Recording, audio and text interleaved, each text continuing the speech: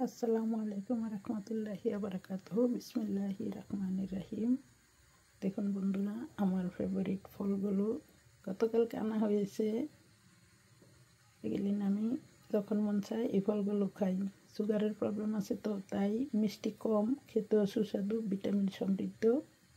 আপনারাও খেতে পারেন। আর আমার জন্য কন্টিনিউ এই কাঁচা খেজুরগুলো কিনে আনেন আমার হাজব্যান্ড, কারণ এই খেজুরগুলি মুখের স্বাদ বাড়ায়। ভিটামিন তো আছেই, মুখের স্বাদ বাড়ায়। এটি আরাবিয়ান কাঁচা খেজুর, এখন সারা বিশ্বে হয়, বাংলাদেশেও হয়। আপনারা কিনে খেতে পারেন। দেখুন, ফল খাওয়া ভালো।